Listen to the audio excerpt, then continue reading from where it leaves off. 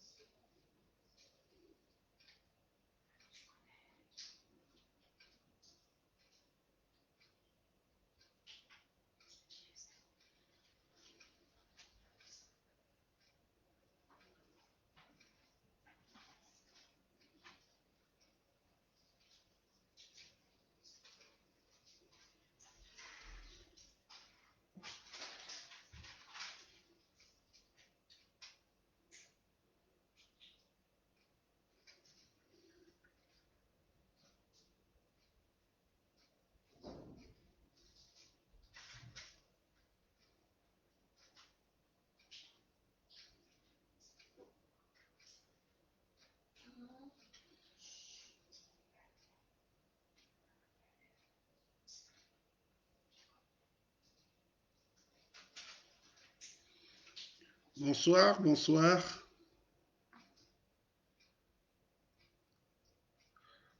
Comme peut clair. Bonsoir. Bonne arrivée. Tu es la première à se signaler sur la page, sur ma page. Bonsoir, bonsoir, Max de partage. J'espère que la journée a été comme était claire. Je l'espère.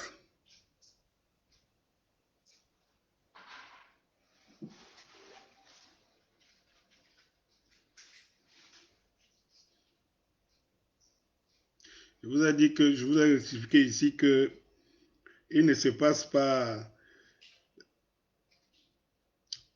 un seul jour où, je veux dire, où il n'y a pas d'actualité au Cameroun. Bonsoir, bonne arrivée, Max de partage.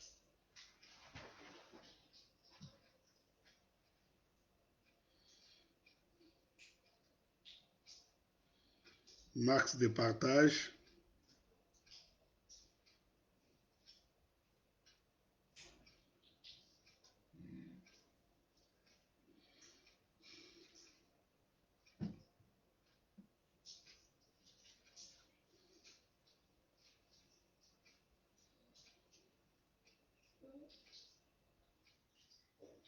Bonsoir, bonsoir. Bonsoir, bonne arrivée.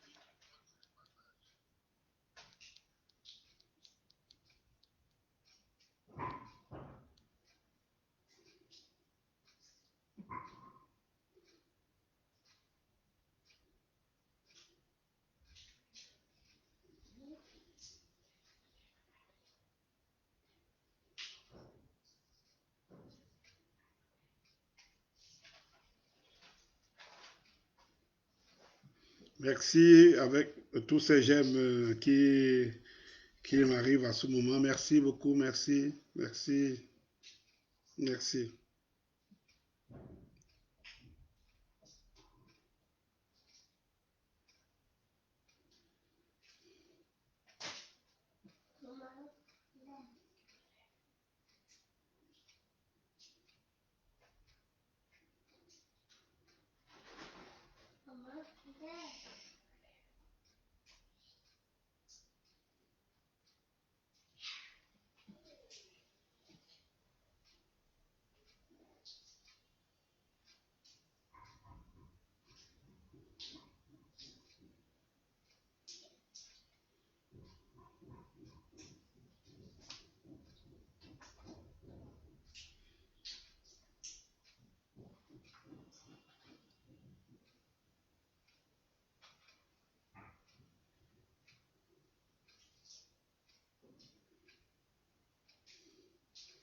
Les élections régionales venaient de se...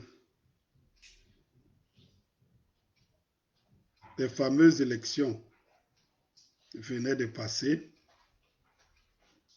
ou sont passées tout de même hier. Et comme à chaque fois, il y a toujours, attendez-vous à un max de surprises. Le Cameroun est devenu un théâtre, vraiment, qui fait rire. Quand on ne montre pas au niveau international les gens en train de tomber sur les escalators à Douala, les instances internationales ont de quoi rire quand ils attendent qu'on organise les élections au Cameroun. Vous comprenez ce que je voudrais dire? Eh bien voilà. Le clou derrière tout ça, c'est que ceux qui nous disent, qui donnent des leçons, qui disent qu'ils sont des partis de proposition, ils n'ont qu'à leur compte. Et ils vous disent qu'ils sont surpris. Je me demande s'ils sont vraiment surpris. Je veux qu'on atteigne une cinquantaine. Vous savez que nous ne sommes pas ceux dont on parle. Je veux qu'on atteigne une cinquantaine. On entre dans le vif du sujet. Une cinquantaine, on entre dans le vif du sujet. Voilà.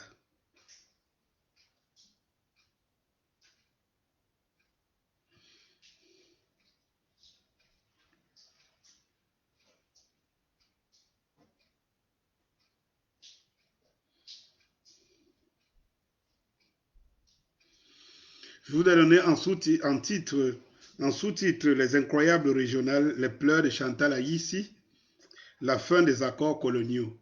Allons-y. Max de partage, max de partage, max de partage.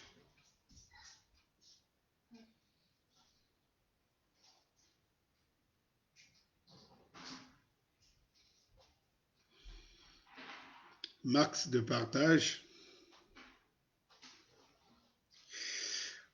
Bonsoir Claudin de Tout.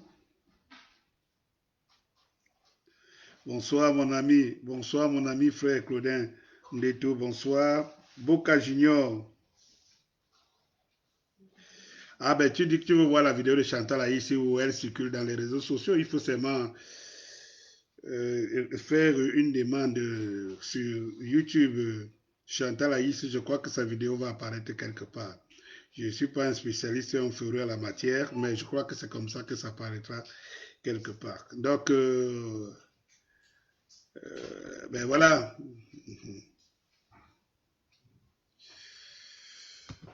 Voilà. Max de partage, max de partage.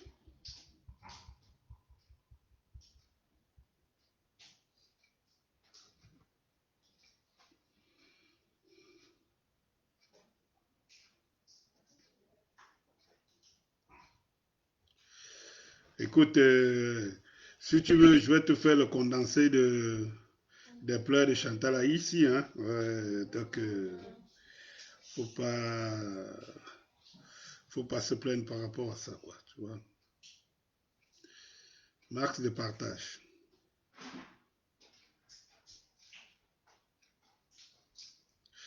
Bonsoir à tous ceux qui viennent de se joindre à nous en ce moment.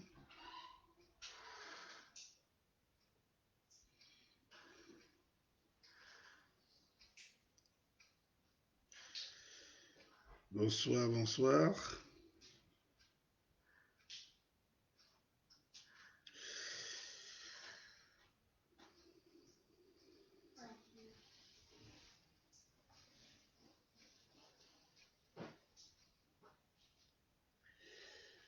Bonsoir, Boca Junior, Masque demande en fac. Micheline JP. Merci beaucoup, Micheline, parce que tu as dit bonsoir, combattant, donné beaucoup de courage à toi. Merci beaucoup. Nous avons besoin mutuellement de ce courage parce que nous voulons que le Cameroun change. Et le Cameroun va changer. Ça, faites-moi confiance, le Cameroun va changer. Nathalie Fongang, bonsoir. Oui, Nathalie, tu dis je ne fais que de la politique et du Congo ça. Je ne chante plus. Bon, je peux te dire, tout ce que je peux te répondre, c'est que c'est normal. J'imagine que tu es dans la tranche des Camerounais, des Camerounaises de Paul Biya. Il faut comprendre que rien que ton poste montre comment tu manques de culture générale et tout. Une fille comme toi, j'aimerais te demander qu'est-ce que tu sais de Oumniobé, qu'est-ce que tu sais d'Ernest Wanji, qu'est-ce que tu sais des accords coloniaux au Cameroun pour me montrer ton niveau de culture générale. Parce que si tu arrives à poser la question, si maintenant je fais que le Congo ça et la politique, alors je comprends que pour toi, la politique est très loin de toi. Ce que tu comprendrais et ce que tu maîtrises mieux, c'est que je suis un chanteur. Je comprends que tu fais partie de cette clique, de cette génération de Camerounais qui sont dans l'aliénation totale, qui ne regardent que des chaînes de télévision, de musique et des telenovelas et tout, au point où tu as l'impression que la politique, c'est un autre monde. Mais c'est la politique qui définit toi. Je suis sûr que si tes parents ou tes arrière-parents ne faisaient pas la politique, tu ne serais pas en train de regarder la télé que tu regardes ou tu regardes que les images. C'est normal. Tu ne sais pas comment on fait pour y arriver. Euh, mais j'aime la critique. Tu demères la critique. Tu vois, je te réponds. J'aime la critique. J'aime vous entendre, quoi. J'aime entendre comment les Camerounais sont encore à ce niveau d'aliénation culturelle. Voilà, et tout. Bon,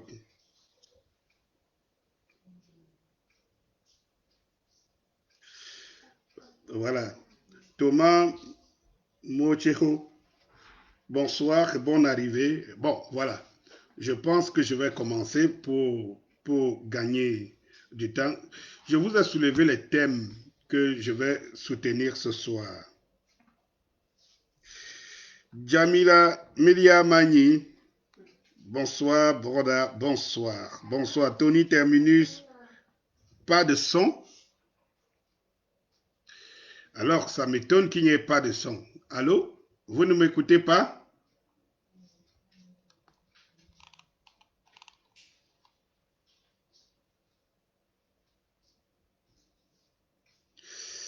Vous ne m'écoutez pas?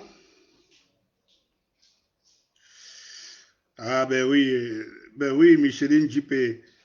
Comme tu dis, en plus elle utilise les mots insultants. Quelle éducation. Bon, mais c'est bien, c'est bien. C'est bien, Micheline Juppé, pour qu'on comprenne un peu et, les gens dont le Cameroun compte, dont beaucoup de personnes comptent, qui pensent qu'ils vont voir le Cameroun autrement et qui peuvent nous faire bouger des choses. C'est tout, hein. C'est tout. Donc, et comme j'aime à le dire ici, je vous le soulève tout le temps. Le niveau de culture générale des Camerounais de 15 à 35 ans laisse à désirer et c'est la faute en partie des parents, de la faute en partie des générations supérieures. Quand je le dis, c'est pour attirer l'attention. Ok, merci, merci, vous m'écoutez, merci. Donc, c'est pour attirer tout simplement l'attention et dire, faire comprendre aux gens que nous sommes en train de former une génération de cancres. On ne sait pas. Ce régime, avec toutes ces alliés mystico, anal, magico, tout ce que vous connaissez, comme disait le très regretté Charles Ateba Yéné, nous ont conduit à un niveau d'éducation où nous voyons une génération qui ne sera même pas à même de dire, si nous ne faisons pas attention, nous avons une génération qui ne sera même pas à même de dire non face à une situation. On les fait croire aujourd'hui, compte tenu de la manière dont ils sont éduqués, on les fait croire qu'ils sont des personnes. Mais cette génération qui vient, chaque fois qu'elle sera confrontée à un problème digne de ce nom, c'est là qu'elle va se rendre compte qu'elle n'a pas les moyens, elle n'a pas l'étoffe. Et voilà donc le niveau d'éducation qu'on donne à nos enfants aujourd'hui. Si nous ne nous battons pas, nous, le Cameroun est perdu pour moins de 50 ans.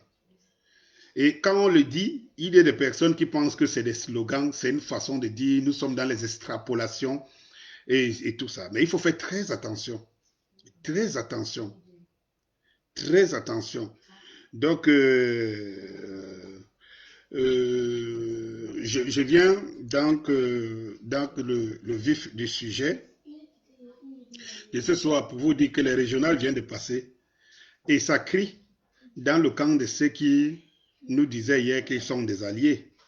Ça crie dans leur camp.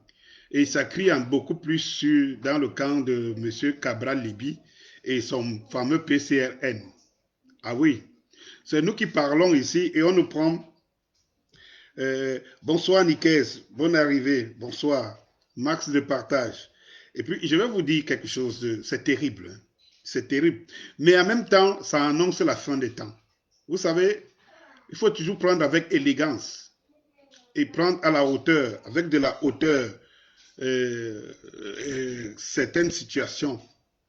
Nous sommes dans un pays aujourd'hui de non-droit pour ceux qui n'ont pas, qui n'ont aucune culture. Je dis, qui n'ont même pas l'intelligence de le voir. Ne serait-ce que les faits parlent d'eux-mêmes. Les faits parlent d'eux-mêmes. Le pays n'est plus gouverné, on vous le dit. Quand je dis on vous le dit, je le dis, je ne suis pas le seul à le dire. Le pays n'est plus gouverné depuis longue date. Et on continue à prononcer le nom de quelqu'un qui ne sait même plus où se trouve le palais de Todi. Le grand-père Paul Biya. Ce qui me choque, c'est qu'on arrive encore à faire croire aux Camerounais que Paul Biya dirige ce pays. Parce que je vois encore sur les plateaux de télé, on parle du président de la République. Mais de quel président de la République parlez-vous? Le président de la République est pris en otage de son âge. Il a aujourd'hui, son âge l'a pris en otage. Vous voyez ce qu'on avait fait à Mugabe aux derniers instants avant qu'on le renverse par son propre camp. C'est qu'il n'arrivait même plus à tenir debout. Il n'arrivait plus vraiment à savoir exactement, à avoir vraiment une conscience posée. Vous avez vu, au dernier moment, on nous montrait comment les généraux, la première garde de Mugabe, enlevaient souvent des feuilles. Pendant que Mugabe est en train de lire un discours, on enlève les feuilles de certains discours. On enlève sous son, je sais pas, son prétoire, et on enlève les feuilles, et il n'arrive même plus à voir. Il n'arrive même plus à savoir ce qu'il est en train de lire et à quel moment. Vous parlez de qui? Ceux qui soutiennent encore cet angle-là, qui nous font croire que Paul Biya dirige ce pays ici et tout, nous foutent dans la merde. Ce n'est pas une histoire de complaisance que quand vous êtes devant des plateaux de télé, que vous vous dites, bon, il ne faut pas faire de la calomnie et tout. Paul Biya, vous parlez même de qui? Paul Biya n'existe plus. Je dis qu'il n'existe plus. Paul Biya n'existe plus en tant que président de la République du Cameroun. Si nous sommes d'accord là-dessus, parce qu'il faut comprendre des choses. Moi, je ne sais pas où on amène encore des Camerounais jusqu'à aujourd'hui. Vous voyez quelqu'un qui depuis 6 mois, 8 mois aujourd'hui, il est perdu dans la nature. Quand on l'aperçoit à la mort, je ne sais pas, au deuil de sa grande sœur, à peine il marche. À peine il marche. Il n'arrive même pas à lire un discours ou bien à faire une vidéoconférence, même étant dans sa chambre. Et vous êtes encore en train de présenter le président de la République, parce que quand vous biaisez le discours, vous biaisez même l'entendement des Camerounais, qu'eux déjà ont du mal à comprendre, parce que, comme je vous ai dit, la culture générale aujourd'hui, zéro. Appelez le chat. Vous savez, quand on atteint ce niveau du ridicule, ce n'est plus le niveau où on politise. Ce n'est plus le niveau où on essaye de parler au sens figuré. Il faut faire comprendre aux gens la vérité. Il faut un langage de vérité. Oui, cessez de tromper les Camerounais en leur faisant croire que Paul Biya a dit que le président de la République, le président machin, truc et tout. Vous jouez le jeu du régime qui nous fait croire que le parrain est encore vivant pour empêcher des gens d'exploser. Le temps qu'ils préparent leur dauphin, qu'ils organisent le truc avec, je ne sais pas, avec les instances internationales, en fait, avec leurs colons français, il faut le citer, avec l'apport des Chinois. Donc, on a déjà donné 100 000 hectares du territoire camerounais. Parce que j'ai du mal à comprendre. Ces petits Camerounais qu'on a encore à tromper, qui ne comprennent pas les réalités parce que celui-là, son père est peut-être directeur dans ce régime, sa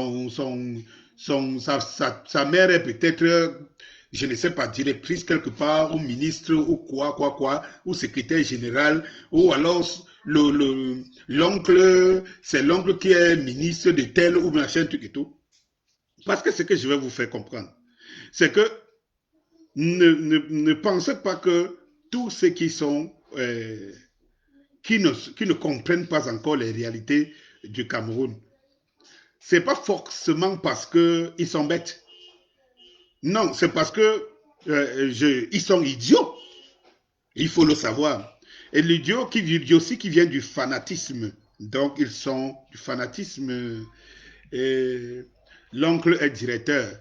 Le machin. Donc, comme on a une personne bien placée dans ce régime, on se donne l'obligation de le soutenir. Et tiens, c'est ce à quoi je voudrais atteindre Chantal ici. Pour être droit, pour aller très vite. Alors, je vais vous parler de Chantal ici. J'ai entendu les gens dire ici que, oh, depuis hier, non, c'est les affaires entre familles, non, on n'entre pas dedans, non, et ils viennent s'exposer. Et moi, ce qui me fait le plus mal, les phrases choquantes, c'est que, oh, c'est une manipulatrice, il ne faut pas l'écouter. Elle parlait du tribalisme, quand elle insultait les Bamlékés hier, et quand elle machin truc et tout. Je vais vous dire quelque chose, mes frères. Ne tombez pas, ne commettez pas les mêmes bêtises que celles que vous décriez. Je vous dis, ne commettez pas les mêmes bêtises que celles que vous décriez. Parce que celles que vous décriez sont les suivantes. Dans le camp d'en face est tribaliste, les bêtises sont tribalistes, les bêtises sont communautaristes, les bêtises sont suprématistes, les bêtises pensent qu'ils ont le pouvoir et tout ça. Ne tombez pas aussi dans ce genre de formalisme ou bien tous ces défauts-là, c'est fléau. Dites, soyez franc envers vous-même et ne tombez pas sous le coup de l'émotion. Ne tombez pas sous le coup de l'émotion.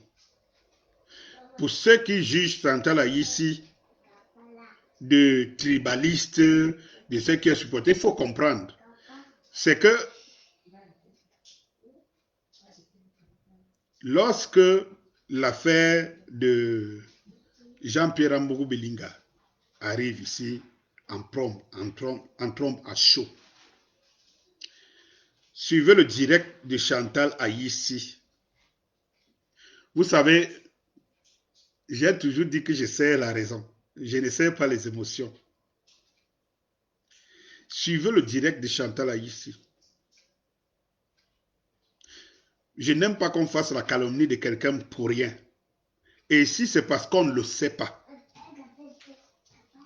écoutez un peu pour ceux qui font Jules Valéry Djonda, merci, maximum de partage. Adèle Labin-Boning, merci beaucoup. Merci, tu dis le ton est bon et agréable. Merci beaucoup. Merci. Je voudrais dire que non, je ne veux pas qu'on traite Chantal ici de ça. Vous savez, c'est ce matin que j'ai regardé le direct de Chantal ici qu'elle a fait hier. Et c'est la grande combattante Caroline Piegan, Caroline Piegan qui m'a mis sur cette route.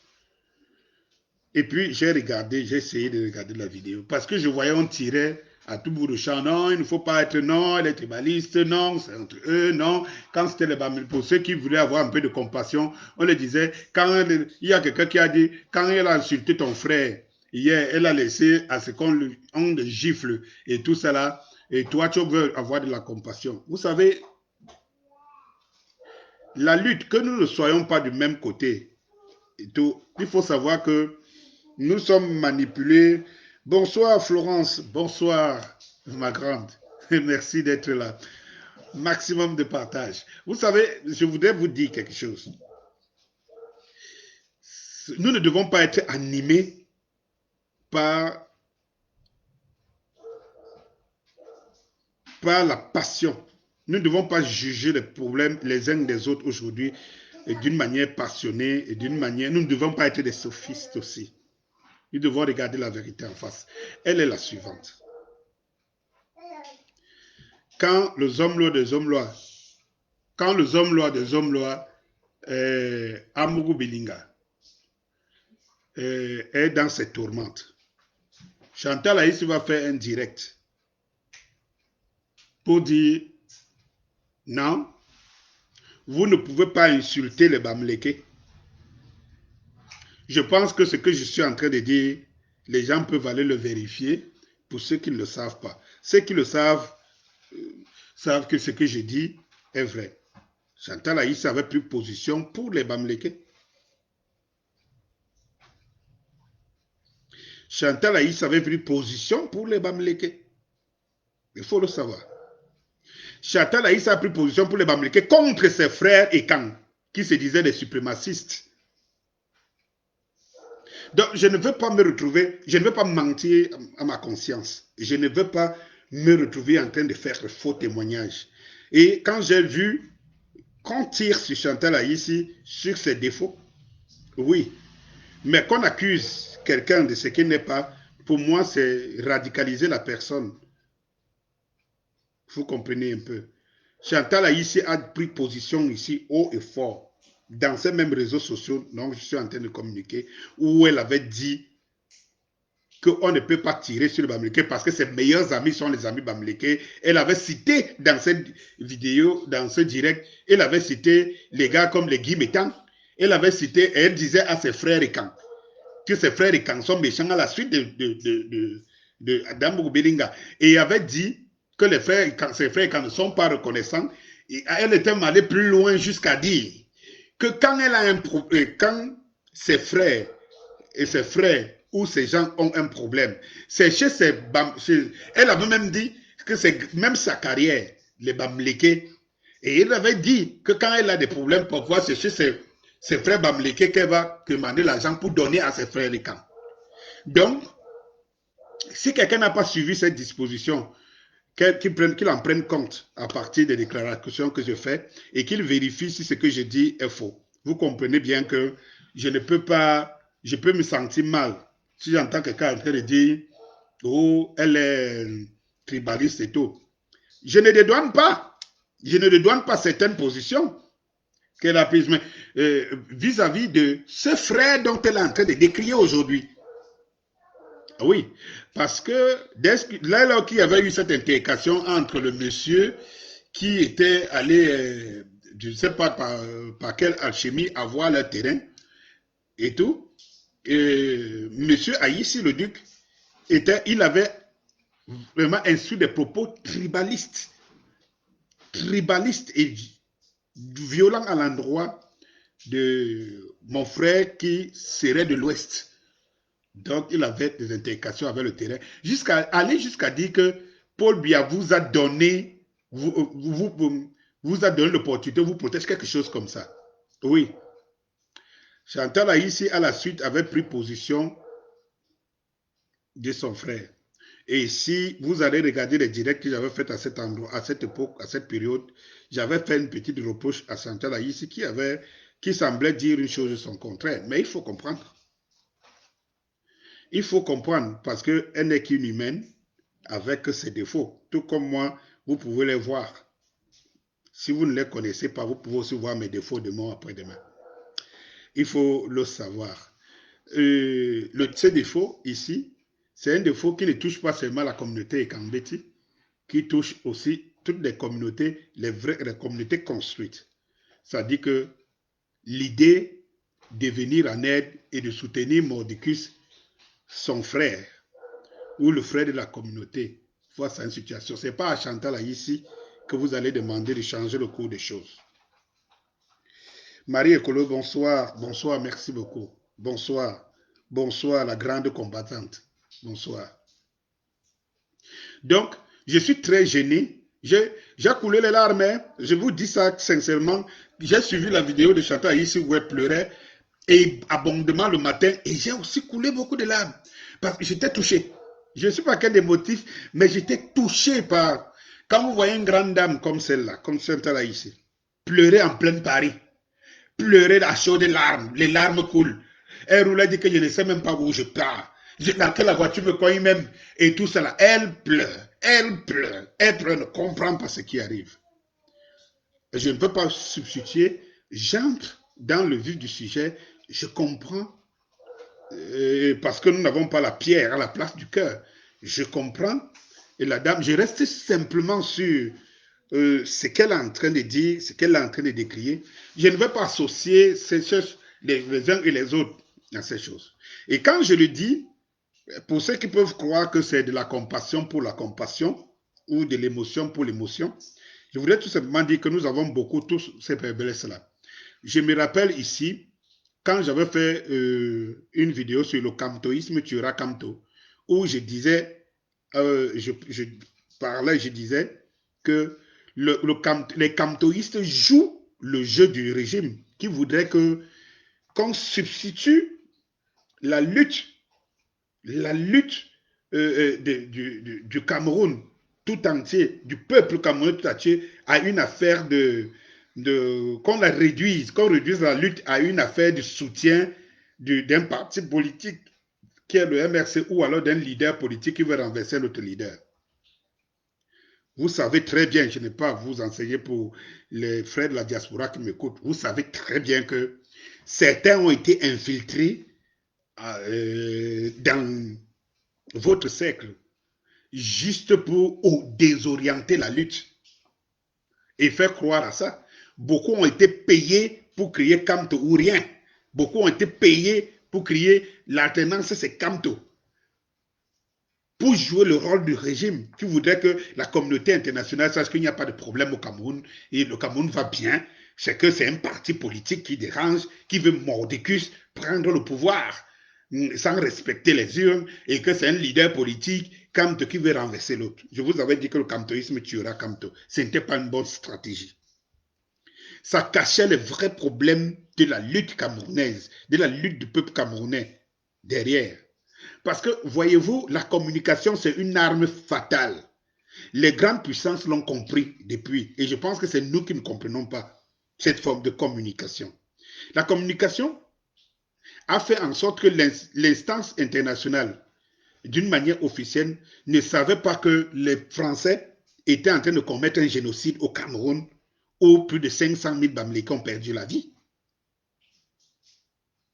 La communication a été l'objet d'une guerre comme la guerre du Golfe. Vous souvenez-vous de ce fameux tube que le général Colin Powell venait présenter aux yeux du monde entier que Saddam Hussein était en train de préparer une bombe chimique nucléaire, quelque chose comme ça là, et les raisons pour lesquelles les uns et les autres ont signé pour aller détruire l'Irak. Condamner Saddam Hussein à mort. La communication, c'est quelque chose de très important. Il faut que les différents liveurs, que ce soit de la diaspora, partout, comprennent le sens de la communication. Quand on communique, il faut se poser la question, on communique pourquoi? On communique pour qui? On communique pour quel objectif? Et comment est-ce que, et se rassurer que la communication est atteinte au bon endroit, au bon moment, à la bonne cible. Il faut le savoir. Alors, Chantal a ici, comme je le disais, tantôt. Merci, merci, Charlie Nixon. Merci. Chantal Aïssi a posé le problème qui est un problème familial. Un problème familial. Mais Chantal Aïssi, c'est une artiste camerounaise, une star de la musique camerounaise. Chantal Aïssi, c'est une personnalité publique. Vous devez comprendre que pour les gens qui se posent la question pourquoi elle apporte des problèmes familiaux. Chantal, monsieur Aïssi le Duc, c'est quelqu'un, c'est un artiste, c'est un danseur émérite, une personnalité avec ses vices. Chantal Aïssi est une star, une personnalité publique. De là à emmener à faire, à se dire qu'on ne peut pas prendre en compte ses pleurs parce que elle ne prend pas toujours la même position que nous. Je voudrais tout simplement vous dire que lorsque j'ai essayé de dire à mes frères, si aujourd'hui au Cameroun, on lance, il y a une élection présidentielle, une élection libre, transparente et tout, nous savons tous qui va la gagner. On sait que c'est le professeur Maurice Kamto. Ça ne se discute pas. Par contre, s'il faut que les Camerounais renversent ce régime, on sait que ce ne sera pas le professeur Maurice Kamto, c'est le peuple. Parce que comme je vous l'ai toujours dit, le peuple, un leader prend le pouvoir par les armes, non par la force. S'il veut prendre le pouvoir, s'il ne peut pas le prendre par les unes, il ne le prendra que par les armes. Un parti politique a accès au pouvoir par les urnes. Mais c'est le peuple qui renverse un régime. C'est le peuple qui mène une révolution. Chaque fois que vous êtes en train de dire Maurice Kamto à gauche, Maurice Kamto à droite, Maurice Kamto au milieu, vous êtes en train de désorienter la concentration du peuple vers un objectif. Parce que Kamto est déjà Kamto. Kamto a l'aval du peuple. Jusqu'à présent, il n'y a pas pareil. Bon, vous voulez que Kamto prenne le pouvoir? Il ne prendra pas les élections. Vous voulez que Kamto gagne les élections? Alors il faut laisser le peuple faire son travail. Et le lire le moment venu. Alors, si vous prenez Kamto tout le temps, vous mettez devant comme le balai, comme si c'est lui qui doit couvrir nos problèmes. Parce que nous avons nos problèmes. Nous devons nous mobiliser pour pouvoir attaquer nos problèmes et les résoudre. Attaquer ce régime jusqu'à le battre à plat couture sur son terrain. Pendant ce temps, beaucoup font de la diversion. Kamto ou rien. L'alternance, c'est Kamto. Et machin truc. Si vous ne travaillez pas pour mobiliser le peuple, Kamto ne sera jamais président. C'est ce qu'il faut comprendre. Donc ne mettez pas Kamto comme un épouvantail. Non, on sait déjà que s'il y a une élection crédible, mais pourquoi pourra-t-on avoir une élection crédible si nous, le peuple, on n'a pas travaillé suffisamment pour être unanime pour étouffer ce régime? Donc il faut se concentrer à étouffer ce régime et laisser Kamto comme je veux dire quoi, comme la dernière pièce lorsque nous aurons balisé le terrain. Et quand j'ai fait ce discours ici, c'est indirect, je connais des combattants qui ont quitté ma page, qui ont quitté ma page. Et vous pensez que quand vous voyez ce genre de... Quand vous voyez ce genre Yacine Tenoa, oui, tu dis que Chantal dénonce les comportements de beaucoup de nos familles. Bien entendu. C'est pour ça que je dis, ne soyons pas bouchés. Quand je vous parle de ceux qui ont quitté ma page, parce que j'ai dit le kamtoïsme tuera Kamto, vous pensez quelle est leur réaction? Est-ce que c'est une réaction raisonnable? Et vous pensez qu'on peut construire une révolution si on réagit d'une manière fanatique? Non. Donc, je veux tout simplement dire que ne donnons pas les leçons que nous-mêmes ne pouvons pas appliquer aux autres. Nous avons des faiblesses certes. Je vous reprends aussi un autre exemple ici. Quand ma fille Brenda, la fille de Paul Biya et de Chantal Biya, venant nous montrer les gros yeux ici, comme ça devant l'écran pour dire que regardez mes yeux, regardez mes yeux. Oh, je cherche mes remèdes. J'ai une maladie qui est comme ça là. Si je ne prends pas mes remèdes, mes yeux, je risque de perdre mes yeux et tout. C'était de la compassion. Beaucoup avaient oublié que c'est le fils, c'est la fille de celui qui est la honte, la misère, la destruction, la déstabilisation, le sang des Camerounais qui coule depuis 40 ans. Beaucoup l'avaient oublié. Souvenez-vous du combattant Kalibi Kalibro qui s'en était offusqué pour dire que vous avez de la compassion pour celle-là. Souvenez-vous. Souvenez-vous.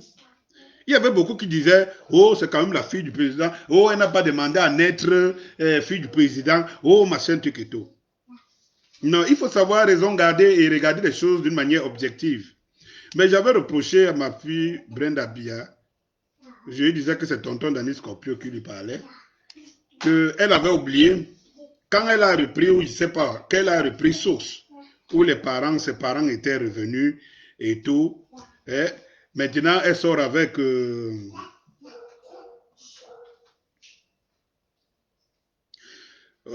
Florence dit, bon, je pensais que j'étais le seul à pleurer. Florence, j'ai pleuré à chaudes larmes, hein. Je ne te mens pas. Un gros gars, comme vous me connaissez là, j'ai pleuré ce matin quand je me suis levé. J'ai regardé la vidéo, j'ai regardé intégralement la vidéo.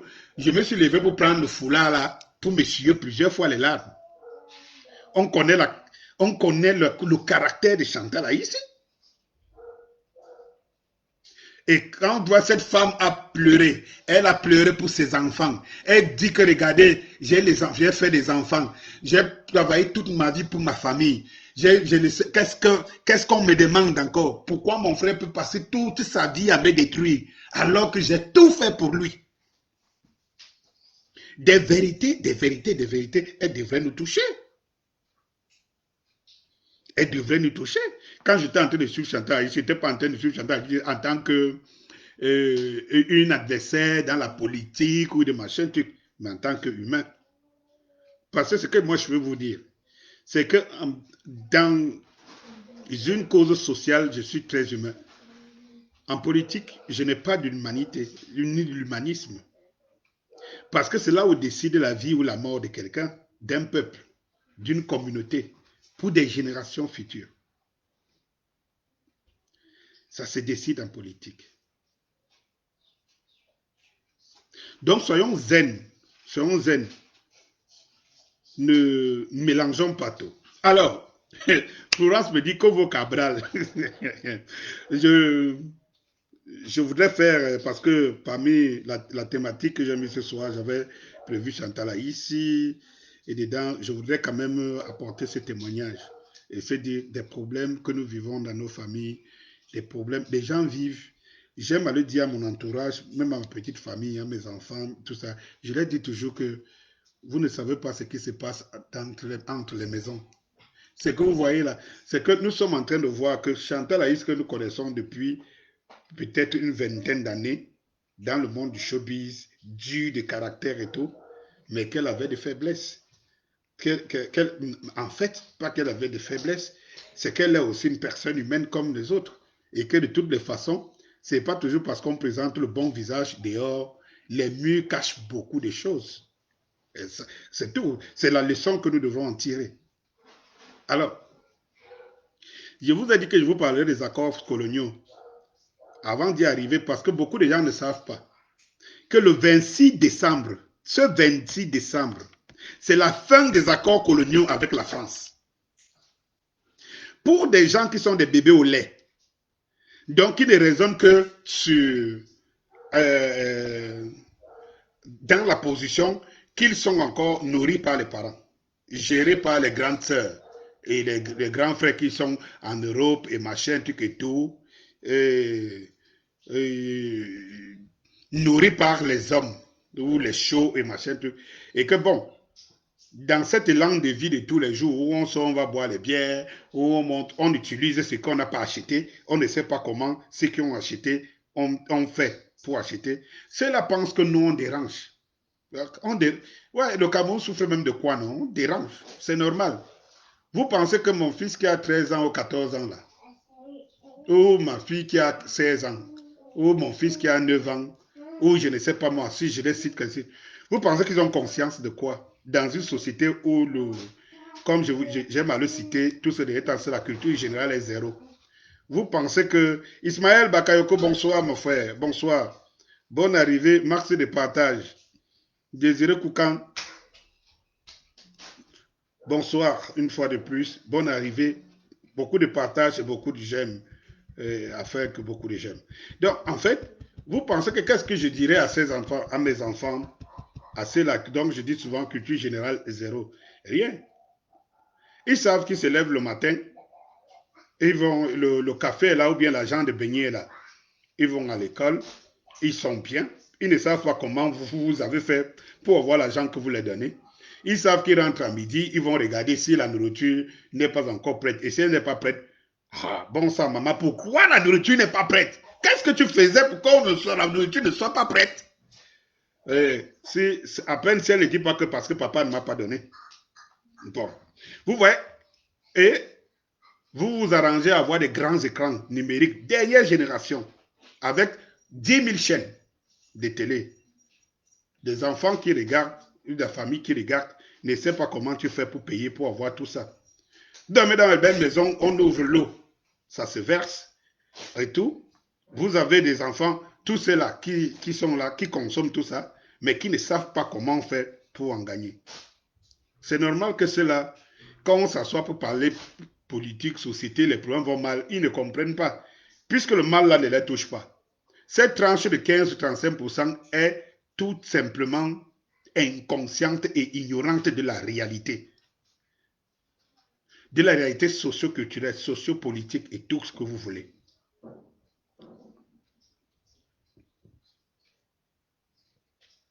Donc, en fait, voilà la situation, voilà le panorama. On ne peut pas comprendre. Mais il faut qu'on comprenne. On est obligé de comprendre. Et on se donne l'obligation de faire comprendre à cette génération-là qui est de 60% de la population camerounaise. Regardez bien, permettez-moi de glisser un peu. Regardez bien, nous sommes dans les réseaux sociaux où nous communiquons. Regardez bien la proportion des femmes, des filles et des femmes qui sont engagées en politique, qui sont engagées à ce que la société change. 80%, voire 85%, voire même 90% des femmes camerounaises qui sont engagées à la politique, à ce que les choses, le Cameroun retrouve sa prospérité, 80% de ces femmes sont de la diaspora. Pourquoi? Eh bien, pourquoi? Parce que elles sont à l'extérieur du pays. Elles vivent dans d'autres sociétés organisées et tout. Elles voient le rôle de la femme dans la société. Elles voient comment la femme devrait se battre pour pouvoir exister dans la société. Elles sont les mères d'enfants et elles comptent sur l'avenir de leurs enfants et qu'elles se donnent l'obligation que les enfants réussissent. Regardez la proportion. Rien que dans mon direct, regardez le nombre de femmes qui sont là. Allez voir, toutes ces femmes sont à l'étranger. C'est les Camerounaises de la diaspora. Parce qu'elles sont dans un autre niveau de culture. Depuis qu'on lutte donc, pourquoi ces femmes ne réussissent pas à attirer l'attention, à mobiliser leurs sœurs qui sont au pays et toutes les femmes qui sont au pays, au Cameroun? Vous savez, pour une seule raison. Parce que la culture est différente. La culture est différente. Pourquoi?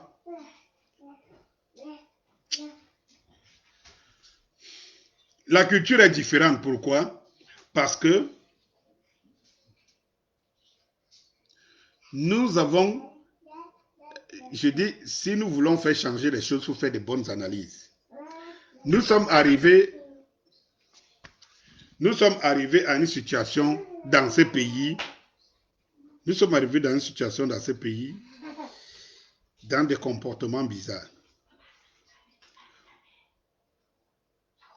Depuis l'arrivée de M. Biya au pouvoir, ça fait 40 ans. Je vais vous dire quelque chose de très poignante. Une chose très poignante, tant pour moi. C'est que nous avons développé, nos femmes ont développé une culture à partir d'une certaine génération, donnée des femmes, qui est entre la génération 80-85. Elles se sont donné une arme. Elle n'existe que pour des hommes, par des hommes. On les a appris une chose. La mère qui fait les enfants, chaque enfant qui sort de son ventre et qui est une fille, est une potentielle chercheuse d'or pour la famille, pour elle la mère, pour la famille. La fille grandit dans un environnement où la mère même fonctionne comme ça et veut imiter absolument la mère. Ça dit que un enfant, une fille vient au monde, c'est cette culture qu'on donne au Cameroun aujourd'hui à nos enfants, à nos mères et tout. Une fille vient au monde, pendant qu'on l'élève, on l'élève avec le sentiment qu'elle a réussi du fait qu'elle est du sexe féminin. C'est-à-dire que sa vie est déjà garantie du fait qu'elle est du sexe féminin. Et cette vie est garantie par qui? Par les hommes. Et vous avez cet enfant qui grandit avec une idée, de par son corps, elle va réussir la vie. Elle va réussir dans la vie par comment? Par les hommes. Les hommes sont leur monnaie de réussite. Les hommes sont leur gage de réussite. Combien de femmes vont à l'église ici pour aller demander au pasteur de prier pour qu'elle ait un bon mari? Est-ce que vous pouvez comprendre ça? Combien de femmes vont à l'église pour aller prier, demander au pasteur, donner de l'argent, se faire escroquer par des pasteurs? Se faire même coucher par des pasteurs. Parce qu'ils vont leur donner le don de trouver le mari qu'il faut. Allez donc demander à cette fille, à cette femme, d'aller marcher. Allez demander à cette femme d'aller protester. Allez demander à cette femme qu'est-ce que le problème du Cameroun. Allez demander à cette femme de bien fonder d'une marche quelconque pour que les choses changent. Si elle sait de quoi tu parles, si elle sait de quoi vous parlez, elle ne sait absolument rien. Toute sa carrière, elle a été nourrie pour être la proie des hommes par qui elle va réussir. Si elle a un bon mari, donc pendant que vous criez là, les choses vont mal, elle cherche le bon mari. Le bon mari, c'est lui qui a l'argent.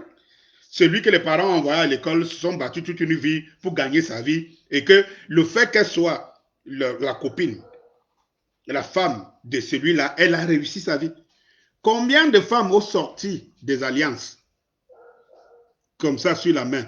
Quand elles sortent de l'église, elles disent que Dieu les a bénies. Dieu les a données, elles ont réussi leur vie. Vous savez pourquoi les femmes font toujours ça? À la sortie de la mairie, chez nous, vous savez la signification de ça? Voici ça. J'ai réussi. Ma vie a réussi. Je suis à l'abri de tout. Vous allez demander à cette femme d'aller marcher dans la rue, d'aller être Bobitanap. Qu'est-ce qu'elle en sait? Est-ce que derrière marcher dans la rue, c'est là où elle va trouver le bon homme? Celui qui roule dans les grosses voitures. Qu'est-ce qu'elle en sait? Vous comprenez, c'est pour ça que je vous ai dit ici que le problème du Cameroun, pour qu'on s'en sorte ici, c'est sur 3 axes. Il y a la formation, la communication et les moyens de cette formation, cette communication, les moyens d'exercer. Donc, en fait, ce que je voudrais vous faire comprendre,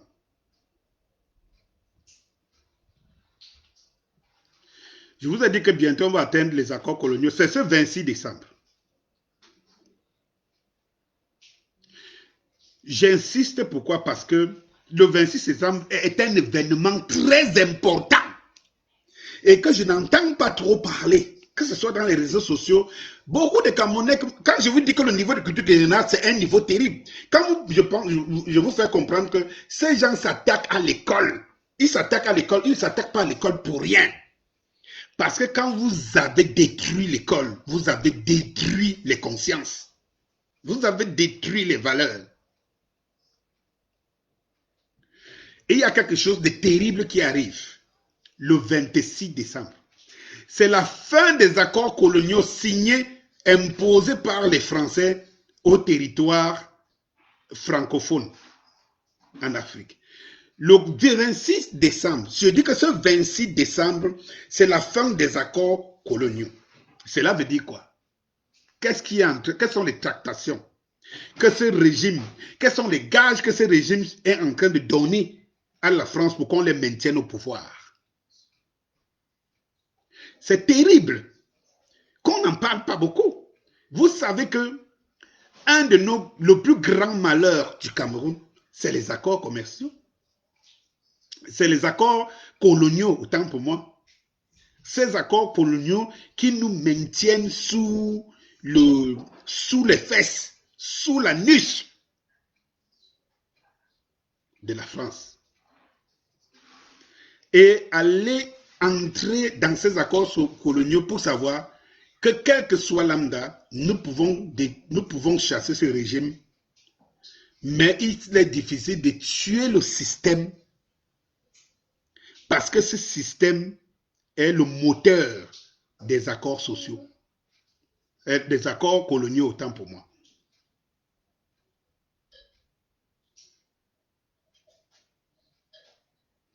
Donc, en fait,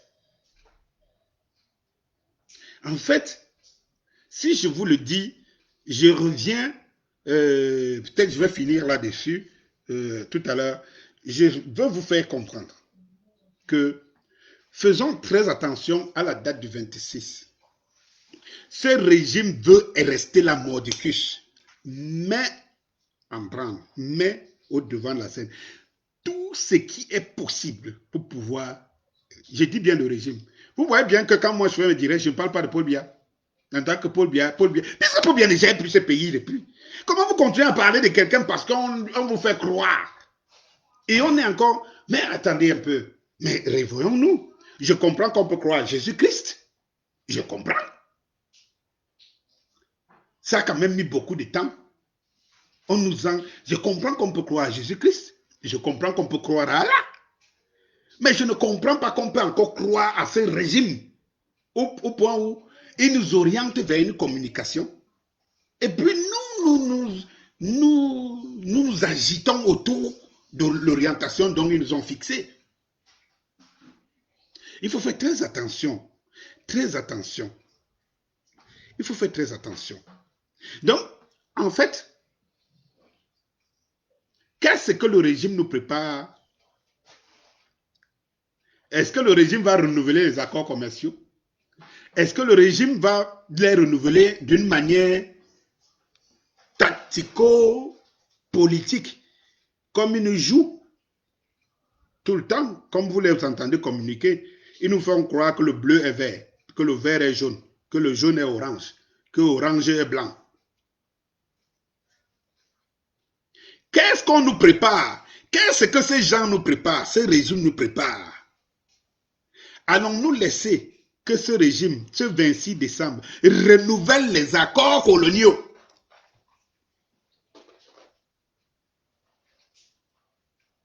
Si nous étions cultivés,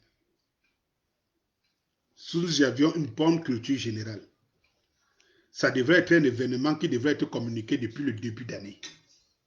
Il faut insister dessus. Mais c'est en train de passer comme une lettre là, sous silence.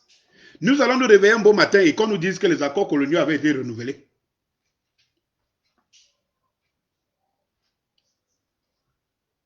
Est-ce que vous le savez? Vous allez dire que Danny Scorpion ne vous a pas averti. Je vous dis que le 26 décembre, ce 26 décembre, c'est la fin des accords coloniaux. Et quelque chose qui va décider de notre avenir peut-être pour 50 ans futurs encore. Et c'est juste sûr, comme ces accords coloniaux avaient été signés par des gouverneurs qui avaient été remplacés, mis à la place par ce régime, par les colons. Ce régime qui est là en train de préparer le renouvellement des accords coloniaux sous notre nez. Et on nous crée la diversion avec des choses régionaux, machin, et tout ça. On nous crée de la pure diversion. Et ils savent une chose, c'est que si ça ne va pas, s'ils ne réussissent pas leur coup, ils tiennent les Français par rapport à ça. Les gars, c'est nous qui sommes là pour renouveler les accords. Vous devez nous soutenir. C'est en train de se passer sous nos yeux. On est là sur des fanatismes et pour des gens qu'on nourrit encore. Parce que je vous dis une chose, que ce soit un homme de 80 ans, celui qui supporte ce régime est celui qui ne vit pas de lui-même, qui ne mange pas de lui-même, qui ne mange pas par lui-même. Parce que si tu aimes ce pays, si tu es sûr de toi-même que tu es un homme complet, qui sait se battre, qui a la capacité de produire et manger, tu ne peux pas soutenir ce régime. Je dis que tu ne peux pas soutenir ce régime. Ce régime que depuis 40 ans, c'est la descente aux enfers. Comment tu peux soutenir ce régime? Qu'est-ce qui peut te donner la fierté? Qu'est-ce que tu peux vendre? J'ai déjà posé cette question ici. Qu'est-ce que quelqu'un qui soutient ce pays ici, ce régime, peut vendre à l'extérieur pour dire que voilà pourquoi je soutiens ce régime? Je vous dis que les accords coloniaux, c'est le 26. Je suis en train de vous le dire ici. Je suis en train de vous le dire. Prenons toutes les dispositions possibles. Ces accords, nous devons les dénoncer. Même si c'est ce jour du 26 que nous devons tous nous mettre dans la rue pour qu'on voit clair de ce que ce régime va donner. On a vendu Boléré, on a vendu on nous a toujours vendu et les entraîneurs de foot. Et on vend nos ports. On vend tout, on donne aux étrangers. Vous pensez que ces gens sont en train de nous préparer un bon coup pour des générations futures? Sachez que le 26, c'est de remettre toutes les pendules à zéro dans ce pays. Et que les accords que nous allons signer, les nouveaux accords, soit nous allons les renouveler, soit nous allons les modifier, soit nous allons les changer, soit nous allons les détruire une bonne fois pour toutes. La décision qui sera prise dès le 26 est une décision historique. Et c'est le Cameroun, le peuple camerounais va rester en marge de son destin. J'appelle, j'interpelle, je fais mes directs, on n'a pas 200 personnes, on n'a même pas 50 personnes. Mais si on fait le direct de sensation ici et tout, on sera 2000, 3000. Je suis en train de parler de l'avenir du peuple camerounais, de la nation camerounaise, l'avenir de nos enfants. Notre avenir, c'est que nous serons, quelle classe nous occuperons dans le monde. Ça doit se décider dès le 26. Pendant que je parle, les gens vont à d'autres occupations. Ils se concentrent sur des banalités parce que c'est ça qu'on a donné, c'est avec ça qu'on a cultivé les Camerounais. C'est avec ça qu'on a cultivé les Camerounais. Je ne veux pas citer ici pour stigmatiser les choses, mais allez voir les choses que concentrent les Camerounais sur les réseaux sociaux, où ils sont des milliers et des milliers. Allez voir. Ce direct que je fais, partagez-le au maximum le moment venu. Même pour ceux qui ne sont pas là, qui sont occupés à d'autres choses et tout, partagez-le au maximum parce que chaque Camerounais doit réfléchir sur ce qui va se passer dès le 26. Serons-nous encore repartis pour la même monnaie? Serons-nous encore repartis pour les mêmes accords que la France peut intervenir comme elle veut, quand elle veut? Repartirons encore pour les accords que c'est la France qui décide de quoi on mange, de quoi, quand et comment? Serons-nous encore partis? Je dis que c'est le 26, c'est la fin des accords coloniaux. Je sors dessus parce que beaucoup vont dire, je perds trop de temps en parlant la même chose. Mais je vous dis, partagez au maximum. Vous êtes intelligent. Vous connaissez beaucoup. Dites à ceux qui nous donnent beaucoup de leçons. Est-ce qu'ils ont conscience de ce qui va se passer le 26 à la fin des accords coloniaux? Posez-leur la question. Les blagues sont finies. Les blagues de mauvais goût sont finies. Même ceux qui pensent que ce n'est pas leur bataille, parce qu'ils ont de quoi manger par l'entremise d'autres personnes qui travaillent pour eux, ne comprennent pas que l'avenir se joue le 26. Alors, une fois que j'ai fini de le dire,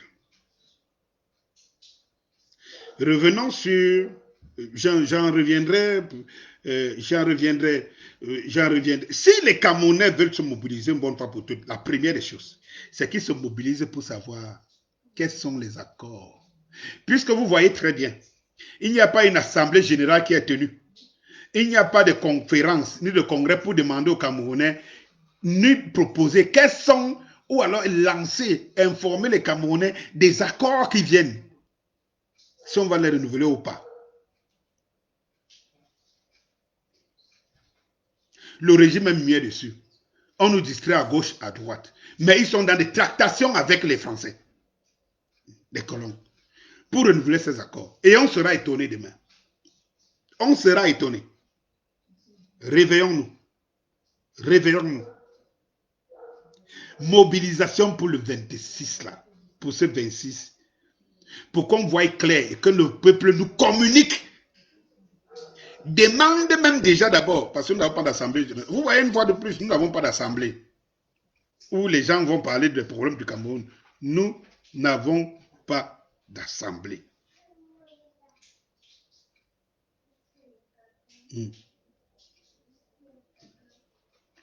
Donc, maintenant, ce que je veux dire, c'est que je passe, on va réfléchir dessus. Les régionales, les fameuses régionales imposées viennent de se débrouiller. Ils ont fait leur régional.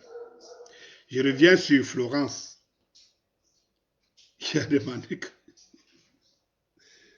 Tu me demandes Cabral. Mais allez demander à Cabral. Vous avez vu, j'ai vu le jeune conseiller municipal de Douala 5e qui demande pardon au professeur Maurice Kamto, que c'est lui qui avait raison. J'aimerais croire la sincérité de ce jeune homme. Et je pense que depuis qu'il a fait son mea culpa et cette sortie, je suis sûr que dans les instances du PCRN, c'est PC quoi? PCRN. Dans les instances de ce micro-parti de proposition, on est en train de tirer à boulet rouge et de lui tirer les oreilles. Et la honte ne les tue pas. J'aimerais bien savoir où est Nouran Foster, qu'est-ce qu'elle en dit. Cabral Libi, qu'est-ce qu'il a dit? Il a pris acte. La honte de ça, c'est la honte de ça, c'est la honte de ça. Je vais vous dire quelque chose, mes frères. J'ai beaucoup de gens qui estiment que j'ai de la jalousie pour Cabral Libi. Et tout, je vais vous dire. Eh bien, monsieur, je veux vous dire. Quand Cabral Libi est encore tout simplement un jeune petit étudiant, jusqu'à il y a 3 ans, moi, Danny Scorpio, je faisais déjà la pluie et le beau temps. Pas de moi-même, mais de beaucoup de Camerounais. C'est-à-dire que j'ai fait réussir des Camerounais aujourd'hui dont Cabral Libi ne peut pas parler devant cela. Et faire réussir les gens, c'est être soi-même. Dans ce Yaoundé que vous connaissez, je ne sais pas qui depuis une dizaine d'années et tout cela n'a pas connu Danny Scorpio. Je suis désolé. Parce que j'entends les gens qui disent ici, des gens m'écrivent inbox, machin, truc, ouais, tu es jaloux de Cabral, c'est la jalousie de ça. Je suis jaloux de Cabral de quoi? Il est quoi? Il est qui? Voilà les régionales. Venez encore me parler. Parce que ce que je vous dis, c'est que tant que vous perdez raison, tant que vous perdez raison, vous ne savez pas que c'est votre vie que vous mettez en jeu et en danger. Vous pensez que faire le fanatisme pour le fanatisme. Quand quelqu'un n'est pas fanatique, il est jaloux. Jaloux de quoi? De qui? Vous parlez même à qui? Vous parlez à qui? Quelqu'un ose m'écrire, dit tu es jaloux, la jalousie de ça, tu parles sur les chaînes de télévision, tu ne parles pas de Cabral. Je parle de Cabral parce que il déçoit les Camerounais et que les actes qu'il pose sont préjudiciables pour les Camerounais. Mais Cabral resterait dans son coin. Il serait fait mal. Il devrait faire machette. Qui parlerait de lui? C'est les influenceurs de la politique hégémonique du Cameroun. Et ça, je ne peux pas laisser passer. Ce gars a déçu. Ce gars est d'un fingonisme exaspéré. Mais ce gars, mais je ne comprends pas. Mais, attendez un peu. Attendez un peu. Vous ne regardez même pas autour de vous. Vous ne regardez pas autour de vous. Ou bien, si j'avais tort, oui, j'accepte que j'ai tort. Les résultats du régional, le PCRN de Kabalibi est où? Ils ont vendu le Cameroun, vendu l'espoir. Cabral a vendu l'espoir de tous les Camerounais pour si peu. Une petite place de députation. Et je vous ai dit ici avant les régionales que vous ne comprenez pas comment ces gens opèrent. Ces régimes opèrent. Ils ne vous donnent pas une place dont vous pouvez vous retourner demain contre elles. Contre eux, quoi, autant pour moi. Ils vous donnent toujours une petite position pour laquelle, dès que vous n'êtes plus leur pion, vous n'êtes plus serviable, ils vous détruisent facilement parce que vous ne pèsez pas plus.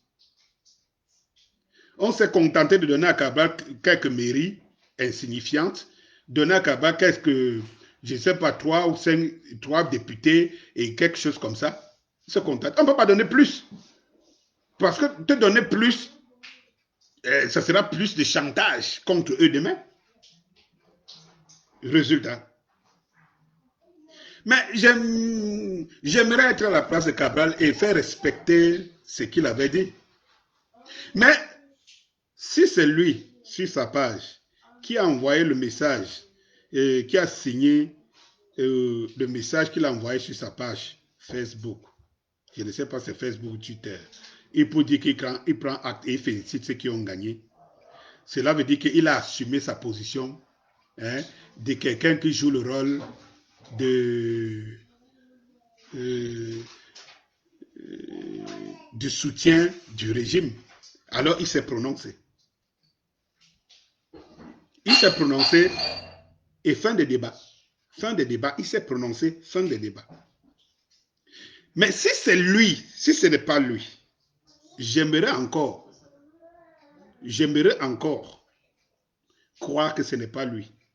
J'aimerais encore croire que son conseiller municipal de Douala 5e, du même parti, hein, a décidé de prendre une position qui est une position personnelle et humaine. J'aimerais encore le croire. J'aimerais le croire.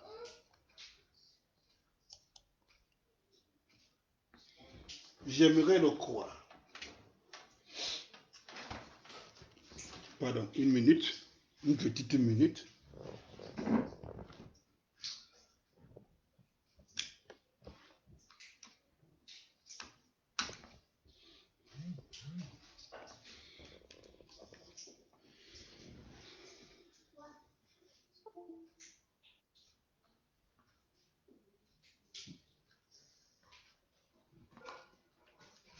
Allô?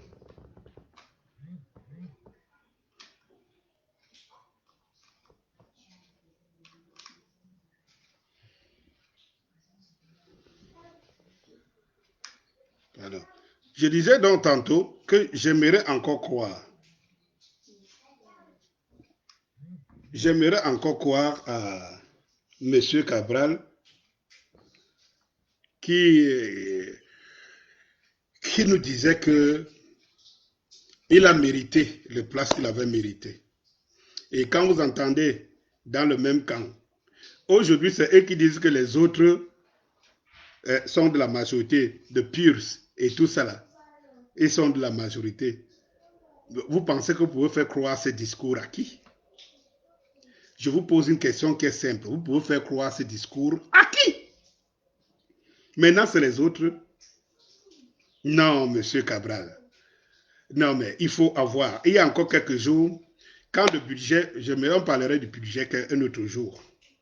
Mais quand le budget est sorti, monsieur Cabral nous a fait comprendre ici que le budget, malheureusement, quand j'avais commencé à crier ici, à décrier ici, que Cabral dit, tu vas à ces élections législatives et municipales et tout, soit disant que il faut aller à l'Assemblée nationale pour faire bouger les choses et tout. Je t'avais posé la question ici que qu'est-ce qui se passe? Combien ont été là avant? Ils ont changé quoi? Même quand le SDF avait soit 45 ou 47 députés, elle n'a pas pu s'imposer. Toi, tu vas aller faire quoi? Eh bien, tu es allé maintenant, non seulement, vous n'êtes pas seulement un candidat de un parti de proposition, vous êtes un parti de constat. Vous avez voulu être là, non? Tu as voulu être député parce que ça faisait bien. En temps normal, ayant échoué au niveau de l'Assemblée nationale, ne serait-ce qu'à faire caler une loi, ayant échoué en tout, tu devrais démissionner, Cabral. Tu devrais dire que non. Si c'est pour rouler pour le peuple, tu devrais dire au peuple que moi, si je te donne le conseil. Si tu veux encore gagner peut-être certains cœurs, tu peux encore même tromper certaines personnes, ou bien certaines personnes peuvent encore m'avoir de la compassion pour toi. C'est de leur dire une chose. Vraiment, j'ai pensé que j'avais la bonne formule, que je pouvais jongler avec ces gens et arriver à quelque chose. J'ai compris que non, je démissionne. C'est que toi, tu as passé le temps à donner comme leçon hier. Applique-le. Tu as passé le temps à donner comme leçon hier. Applique. Sois élégant. Et dis, bon, et oh les gars. Oh les gars. Bon, maintenant, je crois que j'ai pensé que en entrant dans ce moule, je pouvais m'en sortir. Je pouvais faire quelque chose. J'ai compris que ce que les aînés disaient là était vrai. Ce n'est pas possible. Donc, aujourd'hui, quel est ton constat? Ton constat est bien celui-ci. Il n'y aura aucune alternance dans une élection possible avec ce régime, non? Le constat est donc fait. Petit fingon, le constat est fait et amèrement. Tu pensais que comme ils vous financent, ils vous donnent des petites mallettes d'argent. Tu as ton complice Paul-Éric Kingé qui voulait montrer que vous êtes du bon côté. Vous mangez sur un même plat. Lui, il a le courage bête de dire qu'il a reçu sa part de 20 millions. Toi, tu as le courage de le dire. Nous savons tous les sources de financement du PCN. Tu as le courage de le dire. Tu as donc le courage de venir assumer aujourd'hui que si tu étais intelligent, parce que voilà ce que tes gens disaient ici. Non, il connaît comment il marche, il a l'assentiment des gens et tout. Tu sois d'une régionale avec un, ils ne t'ont rien donné, zéro. Qu'est-ce que votre allié, Jacques Famdongo, dit de toi? Mais une insulte pareille. C'est donc pour ceux qui viennent ici dans mes directs pour venir me donner des leçons sur Cabral. Donc, ne cessez pas, les doigts ne font pas mal, ne cessez pas de mettre les j'aime. Donc, cessez donc de dire ici que c'est moi qui suis jaloux de Cabral. C'est moi qui insulte. Allez dire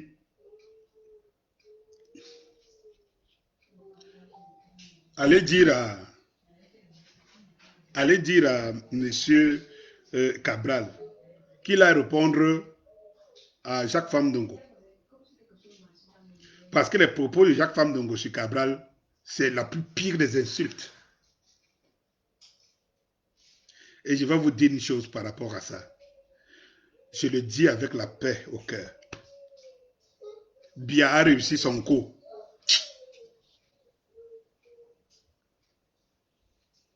Biya a réussi son coup. Il a manigancé pendant 40 ans, 30 ans, 38 ans pour rester au pouvoir. La vieillesse a été l'arme qui a réussi à l'enlever de Todi. Mais le plus grand mal encore, c'est qu'il a pris le temps de fabriquer des prédateurs qui sont devenus tellement puissants.